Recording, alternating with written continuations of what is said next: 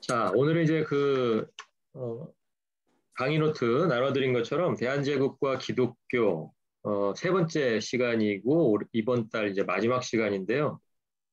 지난번처럼 이제 먼저 그 차트를 드리고, 그 다음에 이제 설명을 조금 보충을 했습니다. 그래서 저희가 이제 오늘 보려고 하는 것은 주로 1907년에 일어났던 몇 가지 사건들, 그거하고 이제 1910년에 나라가 없어지게 된 그 일, 그거를 좀 살펴보려고 하고요. 1907년이 그러니까 굉장히 중요한 해인 것 같아요. 지난 시간에도 다뤘지만 1907년은 평양에서 부흥이 일어났었던 그런 해이기도 하죠. 그리고 이제 동시에 또 일본이 대한제국의 이제 그 모든 권리들을 하나씩 하나씩 이제 뺏어가면서 이제 점점 나라가 이제 없어지는 쪽으로 그렇게 움직여 간 해이기도 하고요. 그래서 이제 요때 좀 다루고 싶은 것은 거기 이제 제가 첫 번째 칸에 써놓은 것처럼 장로교회에서 첫 번째 목사 안수가 있었던 해이기도 합니다. 그러니까 그 전까지는 목사가 다 누구였다는 얘기냐면은 선교사들, 예, 선교사들이 목사 안수를 받아서 오든지, 그러니까 선교사는 이제 주로 두 종류였죠. 하나는 목사 안수를 받아서 오는 사람이 있고, 하나는 의사 자격증을 가지고 오는 사람이 있었고, 이제 그렇게 두 개로 크게 분류할 수가 있겠습니다. 자, 그런데 이제 그 한국의 기독교가 전해진 지 한 15년에서 20년 그 안쪽으로 한국 사람이 드디어 이제 교육을 통해서 목사 안수를 받게 되는 이제 그 사건이 이제 첫 번째로 좀 다루고 싶고요. 그리고 두 번째는 이제 한국 장로교회는 거기 표에 보시면 한국 장로교회는 좀 특징이 있어요. 그러니까 주로 미국 북장로교회의 영향을 받기는 했지만 미국 북장로교회 영향만 받은 건 아니고요. 남장로교회, 거기다가 캐나다 장로교회. 지난 시간인가 지지난 시간에 왜 캐나다에서 파송받은 자비량 선교사 한번 다뤘죠, 있었죠. 맥켄지 선교사라고. 예, 그렇게 왔었던 사람들도 있었기 때문에 캐나다 장로교회 영향도 있었고요. 그리고 또 부산을 중심으로 해서 부산, 경남 일대 그쪽에는 호주 장로교가 자리를 잡고 있었습니다. 그래서 이제 그 네 가지 미국 북장로교회, 미국 남장로교회, 캐나다 장로교, 호주 장로교 이렇게 네 개의 장로교의 특징이 하나로 이렇게 뭉쳐져 있는 교회가 바로 한국 장로교회다. 이렇게 이해하시면 되겠습니다. 자, 그런데 이때 대한제국 때 한국 장로교회가 이렇게 세워졌는데요. 일제강점기를 지나면서 오히려 더 똘똘 뭉쳤어요. 교회가 흩어지지 않고 똘똘 뭉쳤는데 오히려 어려울 때는 그렇게 뭉쳐 있다가 나중에 저희가 또 다루게 되겠지만 해방이 되면서 45년 이후에 급작스럽게 다 분열을 해버립니다. 그래서 오늘날에는 장로교 안에도 여러 교파들이 많죠. 우리가 뭐 대표적으로 알고 있는 뭐 대한예수교 장로회 안에도 뭐 합동 측이 있고 통합 측이 있고 뭐 고신 측이 있고 뭐 개혁 뭐 백성 뭐 대신 뭐 여러 가지 이렇게 교단이 있는 이유 중에 하나가 바로 제가 그 두 번째에다 써놓은 한국 장로교회가 한 교회만의 영향으로 세워진 게 아니고 그렇게 여러 장로교가 연합해서 좋은 모습을 유지했어야 되는데 그 유지를 결국은 하지 못하고 해방 이후에는 오히려 더 분위기는 좋아졌지만 탄압도 없어지고 뭐 여러 가지 어려움들이 다 제거가 되었지만 오히려 그 시기에 각자가 다 이렇게 제갈길로 분열하고 많은 좀 그런 좀 아이러니한 일이죠. 사실은 오히려 어려울 때 분열이 됐으면 어려움 때문에 그랬나 보다 하는데 오히려 어려울 때는 하나로 잘 뭉쳐서 가다가 해방 이후에 분열이 되는 그런 모습이 있습니다. 자, 그리고 이제 제가 그 세 번째 칸에다 써놓은 것은 지금까지 이제 선교사들은 이제 메리 스크랜턴이라는 사람을 제외하고는 그리고 이제 뭐 원산 부흥운동 때 화이트 여자 선교사 이런 분들이 있었죠. 예. 그런데 이제 그 몇몇 선교사를 제외하고는 대부분 다 남자 선교사들이었어요. 그렇죠? 예, 뭐 언더우드라든지 뭐 스크랜턴, 알렌 뭐 이런 선교사들이 대부분 다 남성이었고요. 그리고 외국 선교사들이었는데 한국 장로교에서 첫 목사 안수를 받은 7명도 역시 다 마찬가지로 남자들만 있어요. 남자들만 있어서 오히려 그 여자 기독교인에 대해서 너무 좀 저희가 잘 모르고 그냥 넘어가는 것 같아서 제가 일부러 한 명을 좀 선택을 했는데 1901년에서 1910년 사이에 한국에서 의사로 활동했던 분이에요. 예, 이분의 이름이 이제 김점동이라는 분입니다. 김점동. 근데 이제 이분이 결혼하면서 박씨성을 가진 분하고 결혼을 하고 미국 유학을 갔다 와서 이제 한국에서 1901년부터 1910년까지 의사 생활을 했던 분이에요. 그래서 이제 영어 이름은 에스더 박입니다. 에스더 박. 남편이 이제 박씨성을 가진 분이시고 영어 이름을 에스더. 그래서 한국 이름은 김점동이라는 분인데 이분을 제가 다루려고 하는 이유 중에 하나는 이분의 일생이 한국에 들어와 있는 모든 선교사들과 굉장히 연관이 많아요. 예, 자라면서부터 또 미국 유학하고 또 돌아와서 한국에서 일하고 이런 모든 돌아가실 때까지 굉장히 일찍 돌아가셨는데 이따 조금 자세하게 살펴보도록 하고요. 예, 그래서 이분을 좀 제가 좀 다루고 싶어서 가장 중앙에다가 좀 이렇게 위치를 한번 정해봤습니다. 그리고 이제 네 번째 다룰 것은 이제 1907년 같은 해죠. 저희가 지금 계속 1907년에 대해서 이야기하고 있는데 1907년이 평양 대부흥 운동이 1월에 있었고 그다음에 장로교의 첫 목사 안수가 9월에 있었지만 또 그 중간에 무슨 일이 있었냐면 신민회라는 기독교인들이 중심이 되어가지고 일본에 저항하는 그런 비밀 결사 조직, 비밀 결사 단체 신민회가 만들어진 해가 바로 1907년이기도 합니다. 그 제일 먼저 신민회를 설립하는 데 앞장섰던 사람이 목사님이세요. 예, 전덕기 목사님이라고 굉장히 젊은 나이에 이제 돌아가신 분인데 이분에 대해서도 좀 살펴보기를 원하고요. 그리고 마지막에는 역시 오늘 마지막 시간에 1910년에서 이제 저희 수업이 끝나기 때문에 1910년에 있었던 그 일본이 한국을 이제 완전히 다 흡수해버려서 이제 한국은 나라가 없어지게 되는 그런 일들. 그런데 제가 거기다 좀 밑에다 좀 메모를 해놨죠. 교회가 1135개로 늘어났다라는 그 이야기 좀 그걸 좀 말씀드리고 오늘 수업을 마치면 좋겠습니다. 자, 첫 번째 이제 제가 다루고자 하는 게 이제 그 첫 번째 목사 안수예요. 아까 말씀드렸던 것처럼 총 인원은 7명이었고요. 7명 전원이 다 평양신학교 출신이었습니다. 평양신학교 기억나시죠? 예, 사뮤엘 모펫. 예, 사뮤엘 모펫이라는 이름이 익숙하실 수도 있고 마포 삼열. 예, 한국 이름이 마포 삼열이었죠. 그래서 제가 저희 집에도 삼열이가 한 명 있다고 말씀드렸죠. 그래서 그 마포 삼열 목사가 설립한 평양신학교에서 5년 동안 공부했어요. 이분들은요. 자, 그래서 이제 1907년 9월 17일에 저희 교회 창립이라고 똑같네요. 그렇죠? 네, 우연인지는 모르겠지만 어쨌든 9월 17일에 대한제국 첫 장로교회 목사 안수식을 했어요. 자, 그런데 장소를 보시면 장대현 교회라는 이제 평양에 있는 그 교회고요. 장대현 교회 내에 남자석에서 거행되었습니다. 이게 무슨 말이냐면 예전에는 교회가 어떤 식으로 돼 있었냐면 전부 다 기역자로 돼 있어요. 기역자. 머릿속에 이제 이렇게 기역자를 떠올리시고요. 한쪽, 그러니까 윙이 2개가 있는 거예요. 그래서 한쪽 윙은 남자만 앉아요. 그리고 반대쪽 윙에는 여자만 앉습니다. 그러니까 남자와 여자는 서로 보이지는 않아요.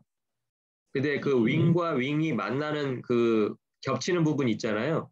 거기에 이제 강대상과 이제 그 선교사들 설교하는 그런 자리가 거기에 마련이 돼 있어요. 그러니까 설교하는 사람만 여자 쪽도 볼 수 있고 남자 쪽도 볼 수 있고 근데 여자는 남자 쪽을 못 보고 남자는 여자 쪽을 못 보고 그렇게 아주 한국 교회만의 특징으로 그렇게 만들어져 있습니다. 그러니까 목사 안수식은 그 남자석에서 거행이 됐다라는 거예요.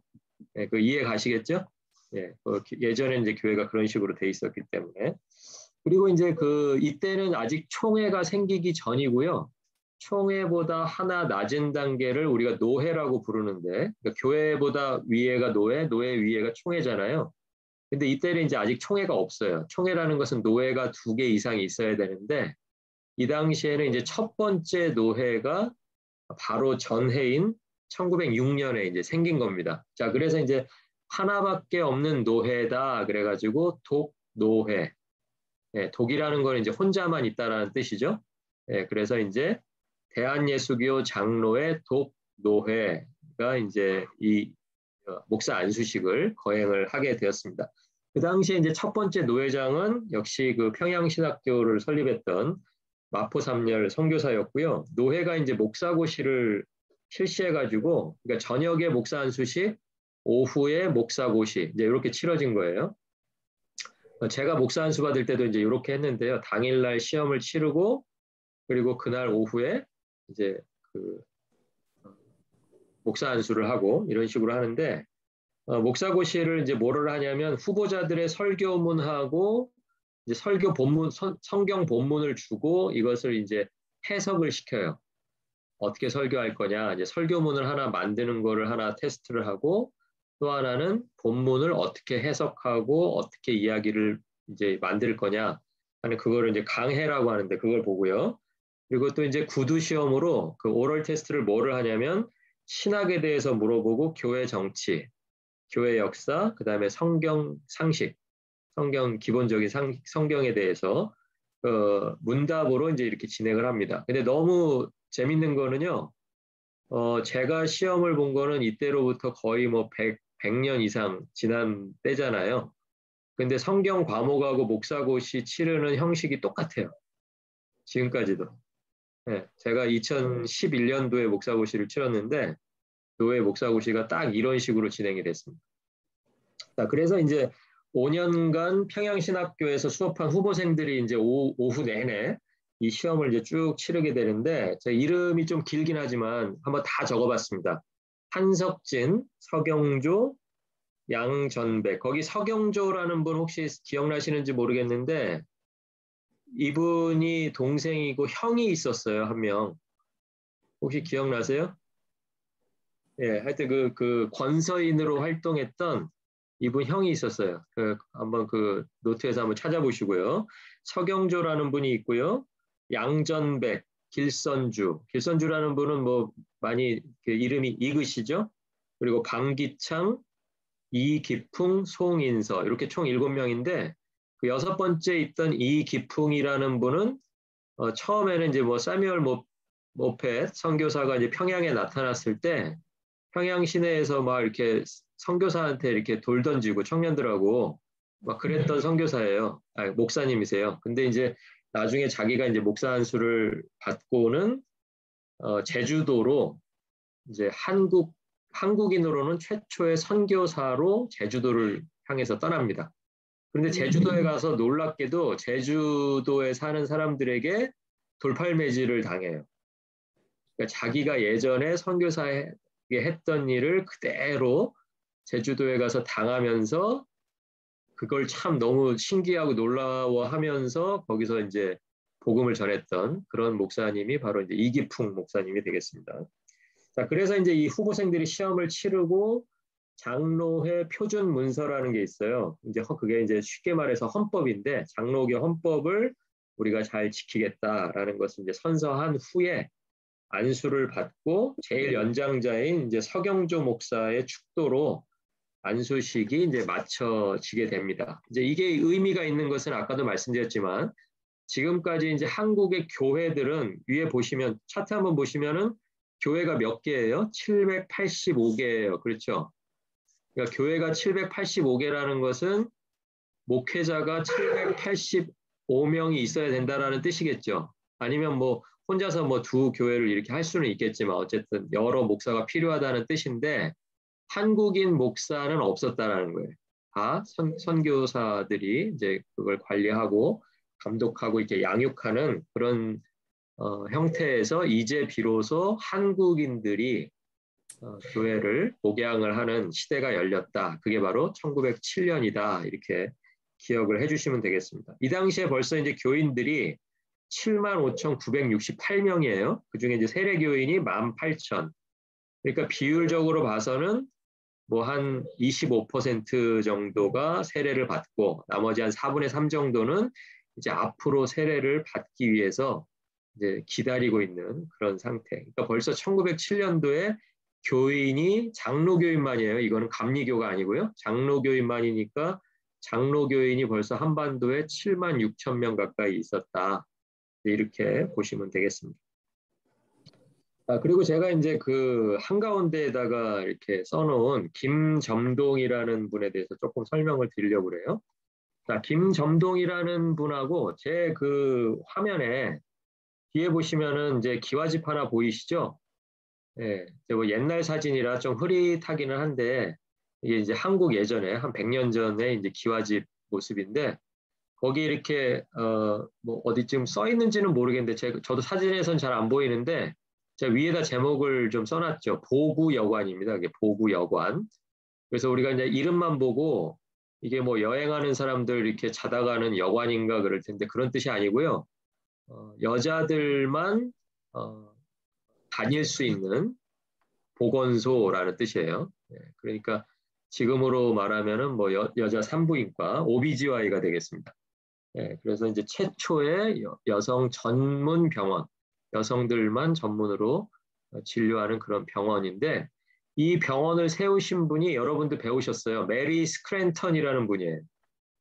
감리교 최초의 선교사인 스크랜턴 자기 아들과 같이 조선 땅을 밟았던 그 어머니 스크랜턴, 메리 스크랜턴이라는 분이 이 병원을 세웠습니다.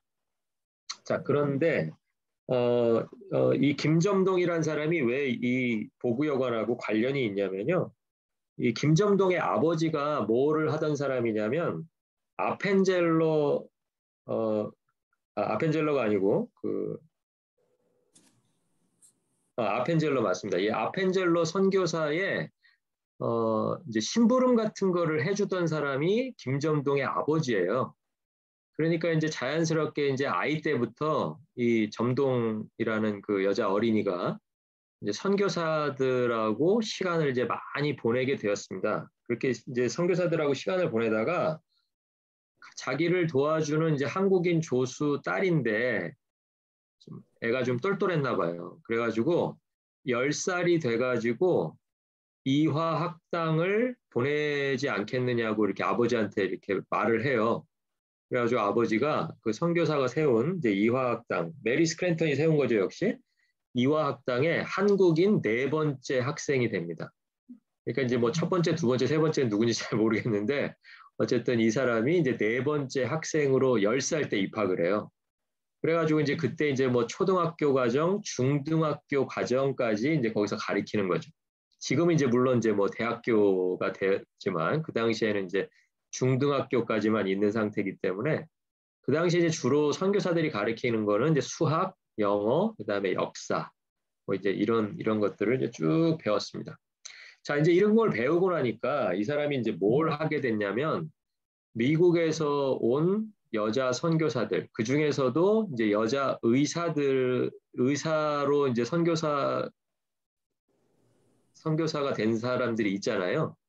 그 선교사들을 이제 돕기 시작한 거예요. 그래가지고 이 사람이 10대 때인데 이제 여자 의료 선교사의 조수 역할을 하다가 이제 어떤 수술을 같이 이제 옆에서 지켜보게 되는데 그게 이제 언청이 수술이라고 이렇게 태어날 때 왜 이렇게 입술이 이렇게 붙지 않고 이렇게 떨어져서 나온 그런 사람들이 꽤 있었나 봐요, 예전에는. 근데 그게 그냥 평생 그렇게 살아야 되는 건 줄 알았는데 여자 선교사가 그걸 수술하는 걸 옆에서 본 거예요. 그리고 나서 나도 의사가 됐으면 좋겠다라는 이제 그런 생각을 하게 됐습니다. 자, 그래서 이제 이 사람이 이제 1891년에 세례를 받은 다음에 이제 자기가 이제 조수 역할을 했던 선교사 이름이 누구냐면 로제타 셔우드라는 선교사예요. 근데 이제 라스네임은 나중에 이제 그 홀이라는 이름의 남자하고 결혼해가지고 풀네임은 이제 로제타 셔우드 홀이 되겠습니다. 홀. 자, 그래서 이제 이 선교사가 남편이 죽자마자 미국에 들어갈 일이 생겼어요.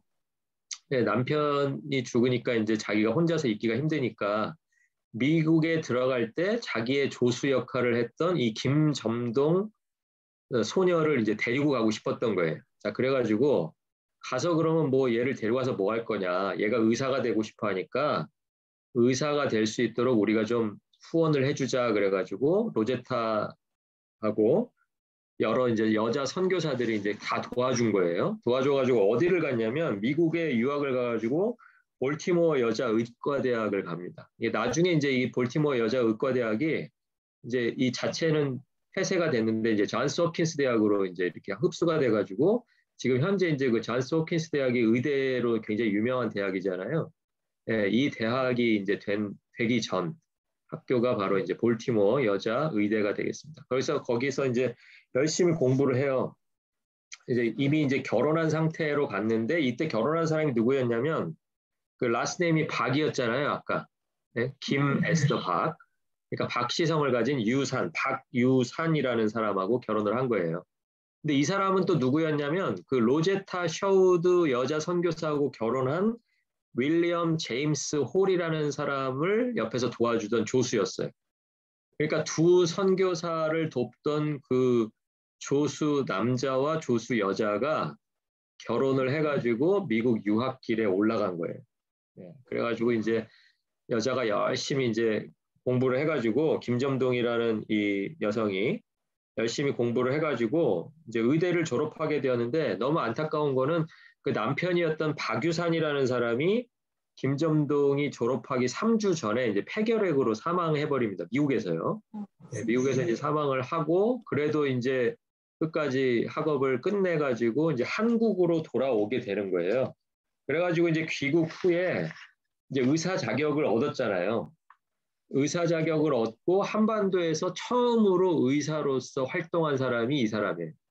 물론 그전에도 의사들이 있었지만 다 외국인들이었죠. 선교사들이었는데 한국인으로서는 처음으로 활동했던 사람이 남녀 통틀어서 김점동 씨가 이제 제일 처음에 일을 하게 되었습니다. 사실은 의사 면허는 한국인으로서 의사 면허 먼저 딴 사람은 서재필이라는 사람이 있었어요. 서재필. 이름 들어보셨는지 모르겠는데 제가 한 번 얘기한 것 같습니다. 언제였냐면 그, 그 과거를 치렀는데 명성황후가 청나라가 이제 그 도와줘가지고 그 군대 난리를 진압한 다음에 너무 마음이 기뻐가지고 과거를 치렀는데 그 과거에 급제한 두 사람이 있었다 그랬죠?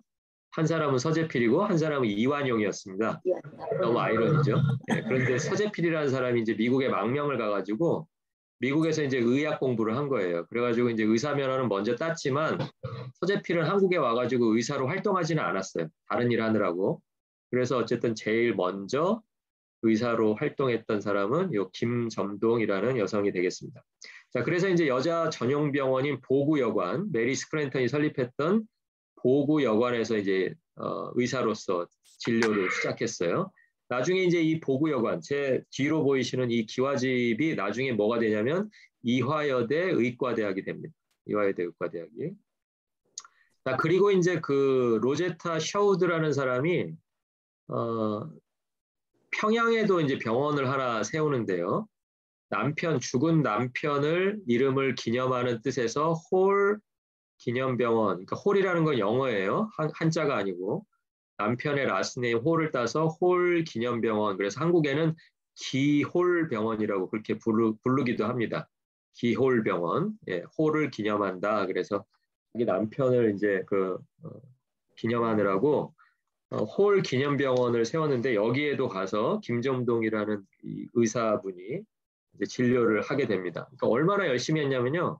한국에 1901년에 왔다 그랬잖아요. 딱 10년 하고 10년째 돌아가셨는데 나이를 보면은 이분이 얼마 안 되죠? 김점동이라는 분이 태어난 게 1877년이니까 의사 생활 막 시작했을 때가 24살밖에 안 됐잖아요. 그렇죠? 예. 그리고 33세 돌아가신 건데 이 24세 한국에 와가지고 첫 10달 동안에 3,000명을 진료를 했다 그래요. 그래서 이게 상상이 안 가죠. 예, 왜냐하면은 10달 동안 3,000명을 진료하려면 쉬는 날도 없이 매일 10명씩 해야 300일 동안 3,000명 볼 수 있잖아요. 그러니까 얼마나 이 사람이 하루에 환자를 많이 받는지 알 수가 있겠죠. 그 정도로 자기가 선교사들 때문에 의사가 된 거를 완전히 조국을 위해서 다 써야 되겠다라는 생각으로 이렇게 일을 했던 그런 의사가 바로 김점동이 되겠습니다. 자, 그러다가 결국에는 이제 한국에는 그 당시 이제 결핵이 굉장히 많았던 것 같아요. 치료 방법도 없고 요즘에는 뭐 이렇게 뭐 백신 맞으면 되지만 그 당시엔 그런 게 없잖아요. 그러니까 이제 결핵 걸리면 뭐 어디 공기 좋은 데 가서 요양하든지 아니면 그래도 안 되면 그냥 어, 죽을 때까지 기다렸다가 죽을 수밖에 없는 그런 상황인데 결국에는 이 사람은 이제 과로가 문제였던 것 같아요. 너무나 이렇게 열성적으로 일을 하다 보니까 33살이라고 하는 아주 젊은 나이에 남편하고 똑같은 증상으로 폐결핵으로 사망을 하는 그런 일이 벌어져 버리게 됩니다. 자, 그래서 이 윌리엄이라는 선교사는 이제 일찍 죽었고요. 그리고 이제 그 부인인 로제타 선교사가 계속 이제 활동을 했는데 그 일찍 죽은 남편 윌리엄과 로제타 사이에 태어난 장남이 있었는데 그 사람이 역시 의사예요. 그래서 셔우드 홀이라는 사람이 있습니다. 셔우드라는 그 장남이 있었는데 이 장남 역시도 또 한국에서 또 선교하기를 원해가지고 한국에 가요. 그래서 한국에다가 결핵협회를 설립을 합니다. 그러니까 자기보다 이제 나이는 한참 많기는 하지만 엄마 아빠 따라다니면서 이제 도왔던 그 김점동이라는 사람을 생각하면서 이런 협회를 만든 거예요. 그래서 이제 결핵협회를 만들어서 크리스마스 세일이라는 것을 처음 발행한 사람이 바로 이 선교사의 장남, 큰아들 샤우드 홀이 되겠습니다. 아마 한국에 계셨던 분들이 크리스마스 세일 뭔지 아실 거예요. 우표처럼 생겼는데 우표는 아니고 연말이 되면 이제 내가 그런 것을 후원한다라는 뜻으로 우표 옆에다가 세일을 한 장씩 붙여가지고 이렇게 보내고 했던 그것은 이제 다 어떻게 보면 이제 도네이션하는 그런 의미죠. 예, 그런데 그것을 맨 처음 만들었던 사람이 바로 선교사의 장남 셔우드 홀이 되겠습니다. 자, 그래서 이렇게 그 김점동이라는 여성의 생애를 보면 어떻게 보면 여러 명의 선교사들이 한국에 와서 헌신하고 그 헌신한 것을 또 직접 보고 자라고 또 선교사들의 도움으로 이렇게 또 의학까지 배워서 배운 의학을 정말 말 그대로 죽는 순간까지 한국에서 펼치다 돌아간 사람이 이 시기에 있었다라는 거죠. 그래서 우리가 김점동이라는 사람을 어떻게 보면 선교의 열매, 물론 뭐 남자분들도 여러분들이 있지만 그 중에 빼놓지 말아야 될 인물로 좀 기억을 해야 되지 않을까 하는 마음에서 김점동을 좀 소개해 드려봤습니다.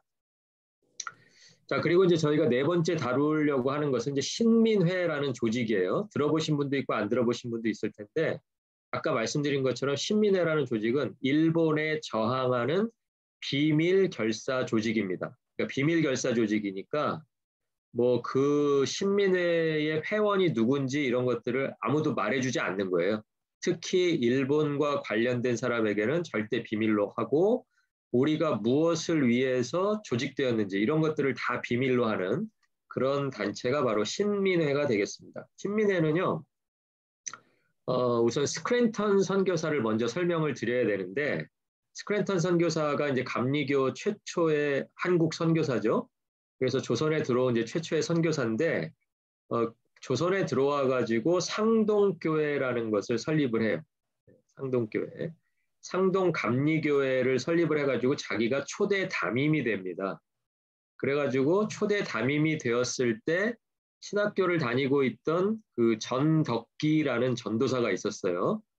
예, 전덕기라는 전도사가 있었는데 이 사람이 1907년에 자연스럽게 목사 안수를 받으면서 담임 목사가 될 수밖에 없었어요. 그것은 왜 그랬냐면 이 스크랜턴이라는 선교사가 감리교 목사다 보니까 감리교 목사들 위에는 감독이 있잖아요. 예, 자기를 감독하고 있는 사람이 해리스라는 감독이 있었는데 이 감독이 교회의 감독이지만 친일 성격을 띤 친일파적인 감독이었던 것입니다. 그래서 이제 그 친일파 감독하고 사사건건 부딪히다 보니까 목사가 감독하고 부딪혀서 뭐 어떻게 이길 수 있겠어요? 그러니까 결국은 이 사람이 스크랜턴이라는 사람이 감독이 마음에 들지 않아가지고 아 나는 여기서는 조선에서 선교를 제대로 할 수가 없겠다라고 생각하고 1907년에 감리교를 탈퇴를 해버려요. 그러니까 담임이었는데 감리교를 탈퇴하니까 담임을 더 이상 못 하잖아요. 그러니까 이제 2대 담임으로 전덕기 목사를 세워놓고 이제 탈퇴하는 그런 일이 이제 있었던 해가 또 1907년이 되겠습니다. 자, 그래가지고 이제 그 상동 제일 감리교회를 다니고 있었던 사람들이 누가 있었냐면 이동영, 박용만, 이승만, 이회영. 뭐 다 익숙하지 않은데 아마 이승만이라는 이름은 눈에 들어오실 거예요. 대한민국의 초대 대통령의 이름입니다. 자, 그래서 이제 그런 분들이 이제 교인들이었고요.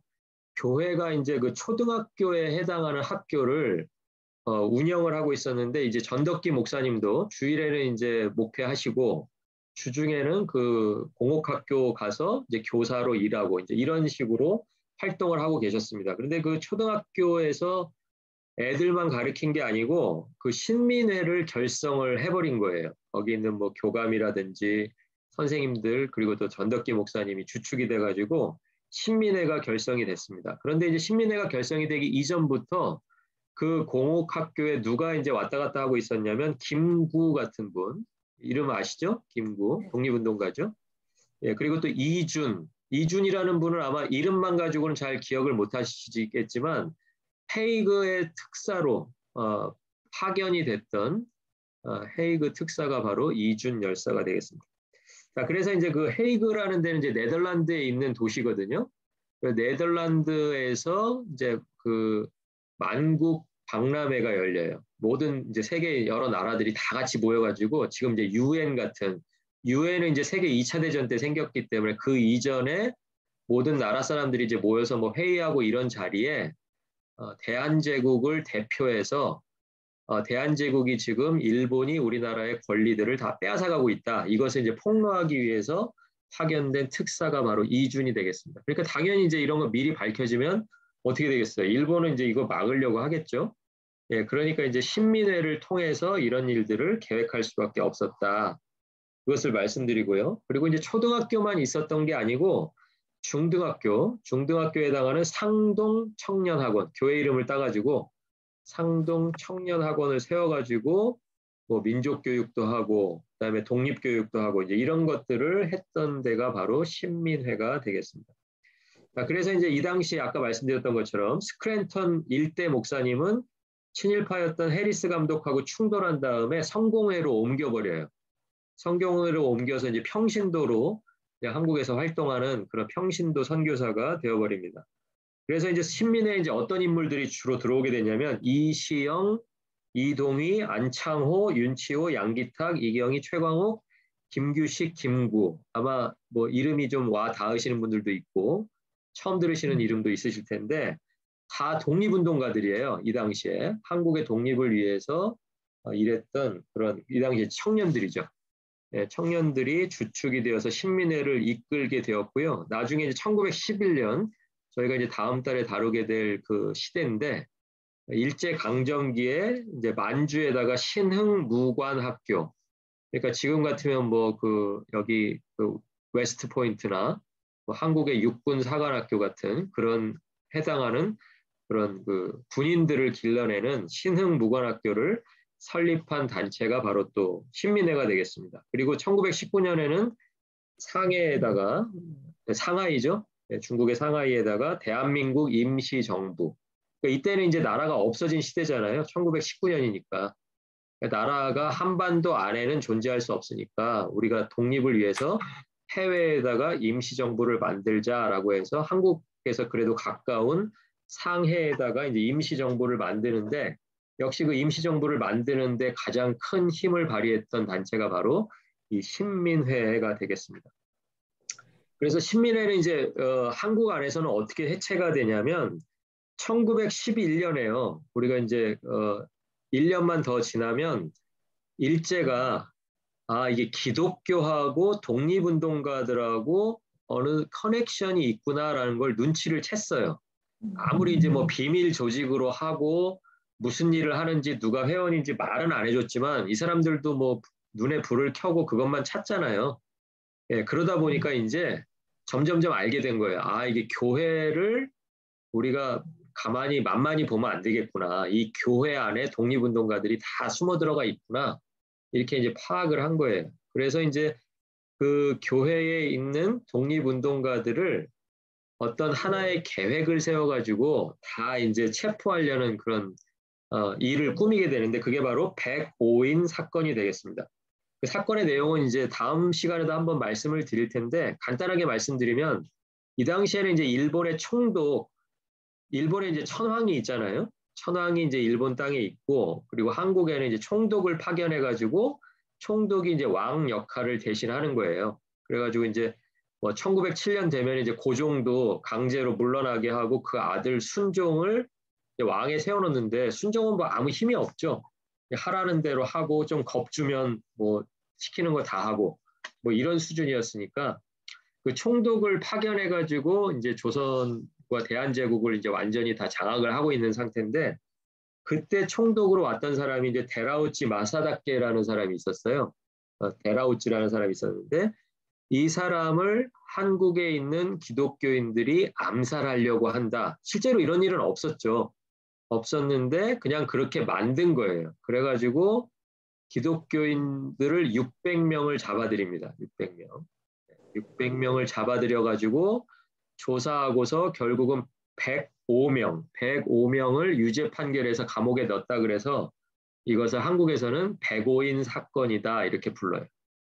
그러니까 일본이 그냥 조작해가지고 가짜 뉴스를 만들어가지고 그냥 기독교인들과 그 독립운동가들을 탄압한 사건 이렇게 기억하시면 되겠습니다. 자, 그래서 이제 백오인 사건 때문에 이제 사람들이 105명이나 감옥에 갔잖아요. 거기 우리가 봤던 사람들이 다 감옥에 간 거예요. 두 사람만 빠졌어요. 누가 빠졌냐면 이승만과 김규식만 빠졌습니다. 그래서 이때 이제 이승만이 미국에 망명을 했다가 나중에 이제 한국으로 다시 들어가서 이제 초대 대통령이 되는 거고요. 김규식이라는 분은 이제 몽골로 또 망명을 하고, 그러니까 이 두 사람을 제외하면 위에 제가 쭉 이제 써드렸던 그런 독립운동가들이 전부 다 이제 감옥에 가버리게 된 거예요. 그러니까 자연스럽게 이제 신민회가 해체됐다가 나중에 이제 1919년에 상해에 가서 임시 정부로 다시 이제 이렇게 편입이 되는 그런 일들이 있었던 것이죠. 그래서 이제 105명이나 이렇게 감옥에 가버리니까 여기에 이제 전덕기 목사님도 잡혀갔을 거 아니에요. 그러니까 이제 뭐 상동교회 교인들은 물론이고 이거 뭐 어떻게 해야 되나.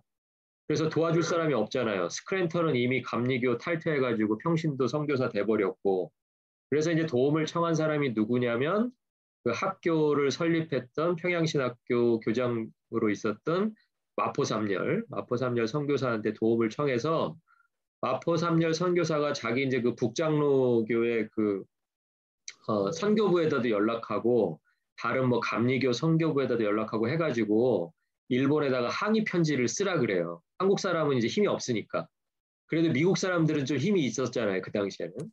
그러니까 이제 미국 그 본부에서 일본 정부에다가 이제 항의 편지를 많이 하게 해서 결국은 이제 그 6명을 빼고 그 중에서 또 6명은 이제 혐의가 있다 그래서 안 풀어줬고요.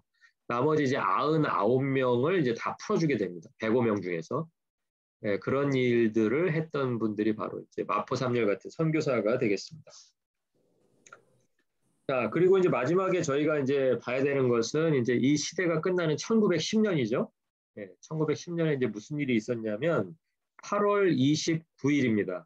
8월 29일. 그래서 한국에서는 이게 이제 보통 좋은 날은 국경일 이렇게 부르잖아요. 국가의 경사가 있는 날. 네, 그런데 이날은 이제 국가의 치욕스러운 날이다. 그래서 이제 국치일이라고 불러요. 그날을 뭐 따로 기념하지도 않고 국치일 이렇게 부르는 날인데 8월 29일입니다. 그래서 이제 대한제국이 일본에 이제 강제로 멀지가 돼가지고 일제강점기라는 그 시기가 시작이 돼서 1945년 해방이 될 때까지 35년에서 36년 동안 계속 되게 됩니다. 그래서 이제 대한제국의 내각 총리 대신이 이 당시에 누구였냐면 그 서재필하고 같이 과거에 급제했던 사람 이완용 두 사람이 과거에 급제했다 그랬죠. 명성황후 있을 때 네, 서재필, 이완용. 근데 서로 완전히 다른 길을 갔죠.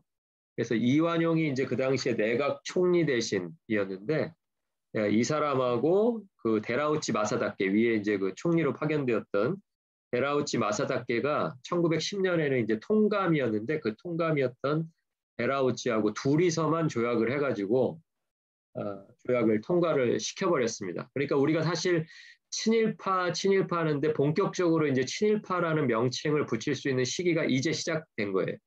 그래도 이전까지는 뭐 어쩔 수 없이 그런 일들을 할 수밖에 없었다. 뭐 이런 이제 익스큐즈가 있지만 이때부터는 이제 본격적으로 친일파가 직접 나서서 나라도 팔고 또 자기들은 자기들대로 자기 권력을 또 유지하고 하는 시기가 바로 이제 1910년을 기점으로 해서 그게 이제 나눠지게 되겠습니다.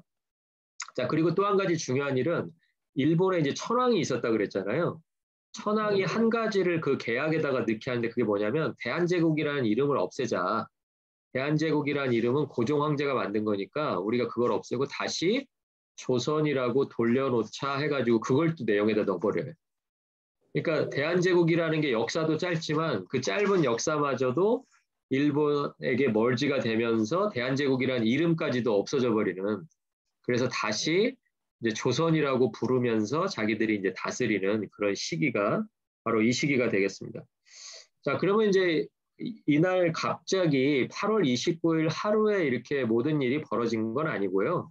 사실은 1905년부터 한 5년 동안 차근차근 나라가 없어지기 위해서, 나라를 없애기 위해서 일본이 이제 작업을 해왔어요. 그 작업을 한번 좀 살펴보면 1905년에 이제 뭐가 있었냐면 러시아하고 일본하고 전쟁이 있었습니다. 그래서 제가 한번 설명드렸죠. 원래는 러시아가 이길 줄 알았어요. 모든 사람이 다 그렇게 봤어요. 한 사람만 빼고 그 로스차일드 가문만 빼고 다 러시아가 이길 줄 알았는데 로스차일드 가문만 그 패밀리만 아 일본이 이길 수도 있겠다 그래가지고 일본에게 모든 그 비용을 다 대준 거예요. 그러고서 이제 그걸 뭐 배 몇 배 이상 돌려받았겠죠. 전쟁에서 이겼으니까. 그래서 이제 러시아와 일본의 전쟁에서 일본이 이긴 후에 일본이 이제 대한제국의 권리들을 하나씩 하나씩 빼앗는데 제일 먼저 한 게 뭐냐면 그 왕궁과 왕가를 지키는 친위대. 예, 그러니까 그 뭐 로열 뭐 가드라 그럴까요? 뭐 그런 사람들을 다 해체해 버린 거예요. 그러니까 거기다가 당연히 이제 뭐 일본 군대 갖다 놨겠죠. 그러니까 1905년 이후에는 고종도 지켜주는 군대가 없고 황태자 순종도 지켜주는 군대가 없고 이제 이런 상태에서 1905년, 6년, 7년 쭉 지나가게 됐습니다. 그리고 이제 그 일본 화폐만 쓰도록 이제 그 법을 바꿔가지고요. 화폐를 이제 다 일본 화폐로 바꾸니까 무슨 일이 벌어졌냐면 그전에는 이제 조선에 있는 상인들이 중국하고 조선을 왔다 갔다 하면서 이제 돈을 많이 벌었잖아요.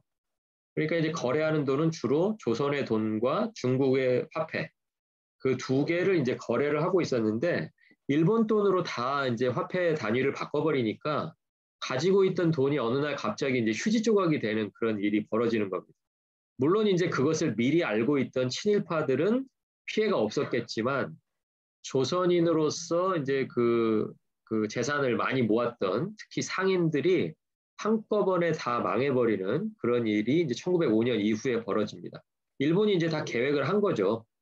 예, 왜냐하면 이제 뭐 그 상인들이 힘이 세게 되면 독립을 원하는 사람들을 이제 뭐 독립군 자금도 줄 수 있고 뭐 여러 가지 할 수 있는 일들이 많잖아요.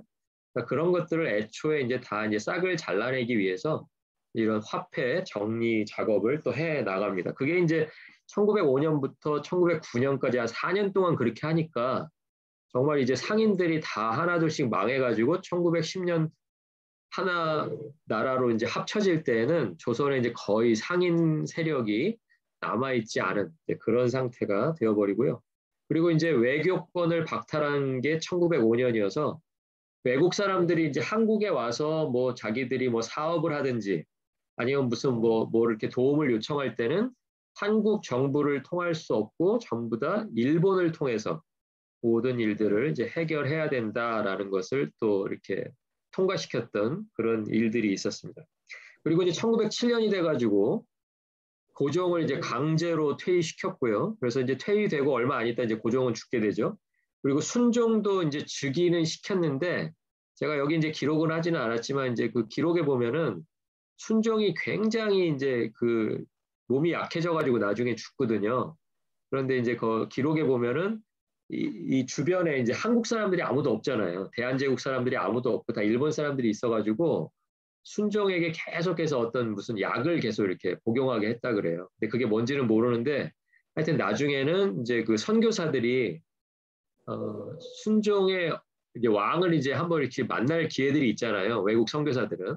근데 만났는데 소개받을 때 뭐 지금 현재 임금이 몇 살이다. 이제 이렇게 소개를 받을 거 아니에요. 몇 살 정도 됐다. 근데 거기에 그 한 50대, 60대 뭐 이렇게 봤다 그래요. 그 사람들이. 그러니까 이게 몸에 뭔가 이제 이상이 있었다라는 것을 우리가 이제 짐작해 볼 수가 있죠. 자, 그리고 이제 또 이 사람들이 1907년에 뭐를 했냐면 아까는 이제 그 왕가를 지켜주는 그 군대를 해산했는데 대한민국 전체, 대한제국 전체 군대를 다 해산을 시켜버립니다. 예, 그래가지고 그게 이제 1907년이고요. 그리고 1909년에는 사법권하고 교도 행정권을 위탁을 해요. 이게 무슨 말이냐면 이게 조금 어려우실 텐데 쉽게 얘기해서 교도소를 보내고 내보내는 모든 것을 일본 사람이 알아서 한다는 거예요. 예, 그러니까 아까 뭐 배고인 사건 이런 거 잡아가지고 그 사람들 교도소에 넣어야 되잖아요. 근데 모든 그 교도 행정권을 다 일본이 쥐고 있는 거예요. 그러니까 오늘 길 가는 사람 그냥 내일 교도소에 넣고 싶으면 일본 사람이 알아서 그냥 넣을 수 있게 이렇게 해놓은 게 바로 1909년의 일이 되겠습니다. 그리고 이제 1909년에 의병을 이제 막 소탕을 해가지고 한국에 이제 있는 의병을 일본 군대들이 막 잡으러 다녀요. 그러니까 이제 뭐 한국 땅은 좁잖아요. 그래서 이제 점점 밀려나가지고 어디까지 가게 되냐면 중국에 있는 만주까지 옮겨가서 주로 이제 의병들은 1909년 이후에는 만주에서 활동하는 그런 일들이 있게 됩니다. 그리고 이제 맨 마지막에 남은 게 경찰이에요. 경찰. 이제 맨 마지막에 이제 경찰권이 넘어가고 나서 비로소 나라가 다 넘어간 시기가 바로 1910년 8월 29일이다. 이렇게 말씀을 드릴 수가 있겠습니다. 그러니까 1910년에 나라는 넘어갔지만 나라가 그 해에 그냥 갑자기 넘어간 건 아니고요. 일본이 이렇게 1905년부터 차근차근 나라를 이제 합칠 그런 작업들을 한 5년에 걸쳐서 해왔다. 그동안에 이제 누가 제일 힘들었겠어요? 당연히 한국의 대한제국에 살고 있는 일반 백성들이 가장 힘들었겠죠? 근데 그 가장 힘든 백성들이 그래도 위로를 받을 수 있는 장소가 어디였냐면 바로 교회였다라는 거예요. 점점 이게 권리는 다 뺏겨지고 뭐 아버지 잡혀가고 형 잡혀가고 삼촌 잡혀가고 막 이런 상황인데도 교회만은 이렇게 일반 백성들을 보호하기 위해서 끝까지 최선을 다하는 그런 일들이 있었고 그게 결과적으로 사람들이 교회를 더 신뢰하게 되는 그런 이유가 되었다. 그러니까 저 표 한번 다시 한번 보세요. 그 노트 제가 맨 앞에 드린 그 표 첫 번째 칸하고 마지막 칸을 보시면 1907년에 교회가 785개죠. 전국에 있는 장로교회입니다. 그런데 1910년 8월이니까 3년이 막 지났죠. 3년 조금 안 지났는데 3년이 지났을 때 교회가 몇 개로 늘어나냐면 1135개가 돼요. 이게 별게 아닌 것 같지만 780개에서 1135개가 된 거예요. 한 300여 개가 늘어난 겁니다. 그러니까 오히려 나라 전체로 봐서는 나라의 권리들이 하나씩 하나씩 일본으로 넘어가고 있었는데 사람들은 교회를 의지하고 교회에 와서 말씀을 듣고 또 위로받고 이런 생활을 점점 더 하게 되었다라는 것이 이제 숫자로 보여지는 거죠. 자, 그러면 이제 이 이후에 이어지게 되는 일제 강점기에는 과연 이제 교회가 어떻게 유지가 됐을까? 이제 한 가지 분명한 사실은 교회가 신민회를 해체하는 과정에서 보여줬지만 일본은 이제 교회와 이 독립운동가들이 하나로 묶여 있다라는 걸 어느 정도 파악을 했어요. 그러니까 이전에는 선교사들의 눈치가 보여서라도 교회를 직접적으로 탄압하는 일은 없었지만 이제는 나라가 없어졌기 때문에 외교권이 없어졌기 때문에 이제는 마음 놓고 교회를 탄압하는 시대가 바로 1910년에서 45년이다. 그럼 이제 지금까지는 나타나지 않는 여러 가지 형태로 목사나 교인이나 아니면 선교사들을 탄압하고 핍박할 텐데 그런 핍박받는 시기 속에서 교회가 어떻게 견디고 어떻게 해방을 맞이했나 그 이야기를 다음 달에 또 3번에 걸쳐서 나눠서 한번 살펴보도록 하겠습니다. 한 달 동안 공부하시느라고 수고 많으셨고요. 다음 주 한 주 잘 쉬셨다가 9월 첫째 주에 다시 찾아뵙도록 하겠습니다. 수고 많으셨습니다. 알겠습니다. 감사합니다.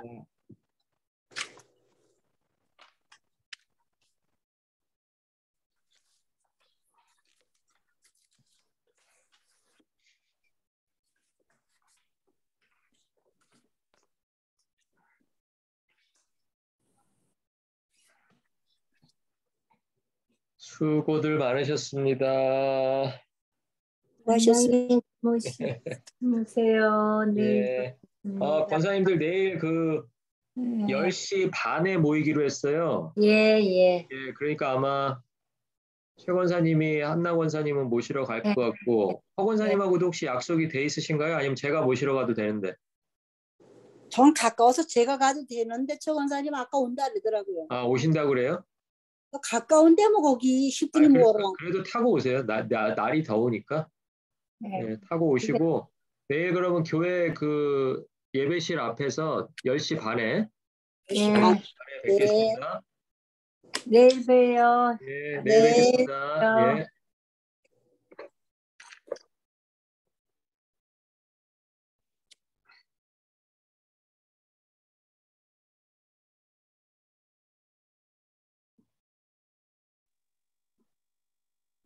Good evening. 수고들 많으셨습니다. 언니 나오시오. 주 권사님.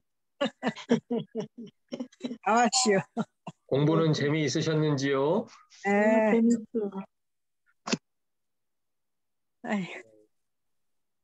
뭐 50분 하고 나면은 그냥 뭐 좀 더 했어야 되는데 그런 마음만 있는. 사모님도 너무 어디 짧아. 안 나왔네?